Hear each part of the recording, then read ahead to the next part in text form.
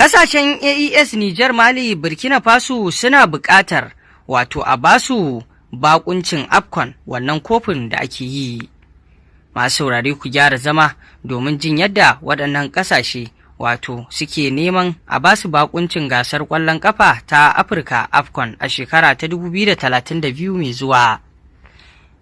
Ƙasashen jamhuriyar Nijar da Mali da kuma Burkina Faso sun miƙa takardar haɗaka ta neman karɓar bakuncin gasar ƙwallon ƙafa ta Afirka wato AFCON a shekara ta 2032. Jami'an ƙasashen sun gabatar da takardar buƙatar ne ga shugaban hukumar ƙwallon ƙafa ta Afirka CAF Patrice Motsepe. Shugabannin hukumomin kula da ƙwallon ƙafa na ƙasashen sun gana da wato Motsepe a birnin New York na Amurka a ranar Asabar, tare da kanar Jibri Mahima Hamidu, wakili a hukumar ƙwallon ƙafa ta duniya FIFA kuma ɗaya daga cikin manyan hukumar ƙwallon ƙafa ta jamhuriyar Nijar. A ranar Talata ne hukumar ƙwallon ƙafa ta Mali Femofoot ta sanar da wato ganawar da aka yi, inda ta ce za a yi amfani da gasar wajen bunƙasa haɗin kai tsakanin ƙasashen yankin da kuma haɓaka ƙwallon ƙafa a Afirka. Mika takardar neman karɓar bakuncin ta biyo bayan nuna sha'awar hakan wato da ƙasashen AES, Nijar, Mali, Burkina Faso suka yi. Hukumar ƙwallon ƙafa ta Mali ta ce za ta yi aiki tare da sauran ƙasashen biyu wajen yin ingantaccen shirin karɓar gasar, wanda zai kawo sabon ci gaba wato a harkar ƙwallon ƙafa a nahiyar. Har yanzu hukumar ƙwallon ƙafa ta Afirka ba ta riga ta zaɓi ƙasar da za ta wato karɓi bakuncin gasar ta 2032 ba.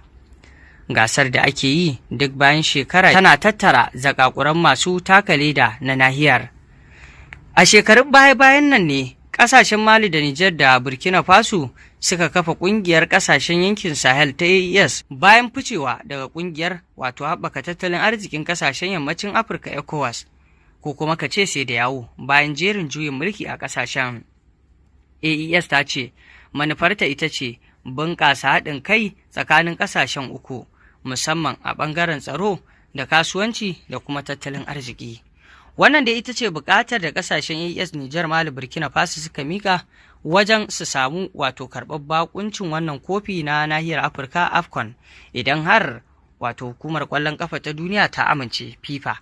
To a yanzu dai ana kallon sai dai a jira a ji me hukumar ƙwallon ƙafa ta duniya za ta ce bisa wannan muradi da bukata da ƙasashen AES ɗin Nijar, Mali, Burkina Faso suka tura zuwa ga wannan hukuma ta ƙwallon ƙafa domin a sa hale masu karɓar bakuncin wannan gasar kofi na nahiyar Afirka wato AFCON a shekara ta 2032.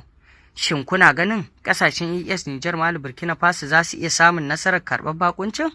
Shin ko FIFA za ta ce ba su kai ƙadamin da za a basu wannan wato karɓar rukuni na gasar ba? Muna so mu ji ra'ayinku akan wannan batu. Wani fatan alkhairi za ku yi wa ƙasashen AES, Nijar, Mali, Burkina Faso, musamman ma yanda suke ƙara wato bunƙasa musamman ta fuskar tattalin arziki da kuma ci gaba.